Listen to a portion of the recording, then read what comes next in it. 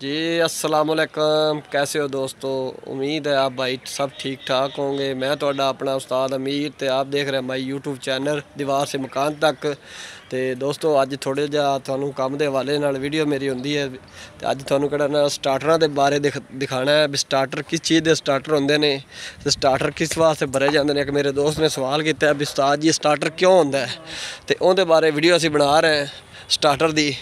तो इंशाअल्लाह इनका थानू पूरा तरीकाकार ही दसांगे स्टार्टर का भी स्टार्टर असीं क्यों भरने हैं ते किस मकसद वास्ते भरा जाता है। दोस्तों पिलर का असीं स्टार्टर भरते होंगे है पिलर है साढ़े कालब यानी कि जिन्होंने कह लो ठीक है।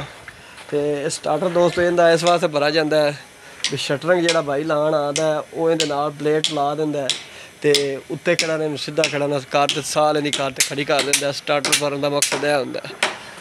स्टार्टर भरन का मकसद ये होंदा है भी कि अंदरों जी प्लेट या फट्टा भी लाओ या कोई भी कालब वगैरह के स्टार्टर होंगे ने वो फिर कालब अंदर नहीं जाता। स्टार्टर भरन का मकसद यह होंदा दोस्तों। तो मेरे भाई जोड़े है ने वो सारा इन सूत्र च करते बिल्कुल तो इन्ना स्टार्टर भर रहे हैं। कुछ पिलर का असीं स्टार्टर भर दिता सी ते कुछ पिलर का असीं स्टार्टर भर रहे हैं।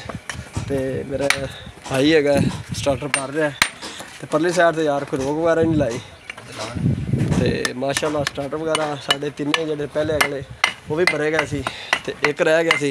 मैं क्या चलो असीं कहना इस हवाले नाल वीडियो भी बना लेने। मेरे दोस्त ने सवाल किया भी यार उस्ताद स्टार्टर क्यों भराते हैं तुसीं ते किस मकसद वास्ते भराते हैं। तो मैं क्या चलो बड़ा अच्छा सवाल भाई ने किया तो इनका कहना सवाल का जवाब जरूर देने असीं। तो स्टार्टर का असीं तुहानूं अज दस दिता भी स्टार्टर किस मकसद वास्ते असीं भरने हैं।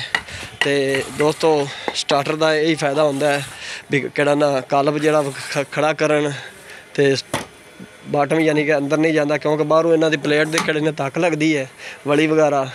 तो स्टार्टर बनने का मकसद ये होंदा भी स्टार्टर अंदर नहीं जाता उत्तों इहदी साल हो जाती।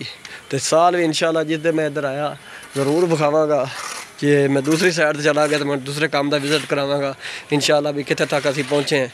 तो अज का काम हैगा सी साडा स्टार्टरां दा पिलरां दे। तो माशाअल्लाह वीडियो तुहानूं जरूर साडी पसंद आई होगी।